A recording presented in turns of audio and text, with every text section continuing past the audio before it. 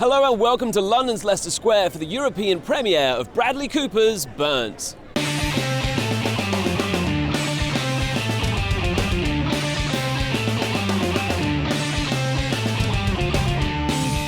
It was the idea of this peek behind the curtain of a restaurant at work, and having worked myself at restaurants growing up, I definitely felt like it was authentic.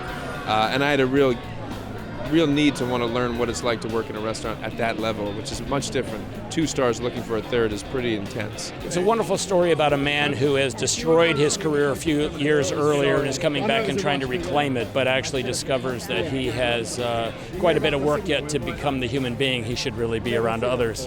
And I was very taken with that. And then the world of food itself and the kind of craft and the attempt to do something that's perfect in a world in which it's almost impossible to do anything that's perfect appealed to me. It's about someone who was almost the best, who fell apart and then comes back to try and be the best.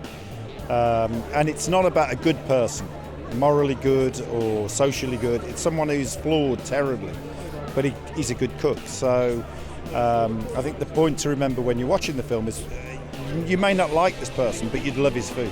I'm fascinated by the world of cooking. I love to cook, I love to eat, I love studying chefs. I think they're really intriguing characters. So to get to kind of explore that and to work with this genius again was great. I opened a restaurant myself 5 years ago, a tapas bar in Berlin, far away from, having a Michelin star, I'm afraid, but still the world is familiar to me, and that's why I was attracted by the subject matter right away.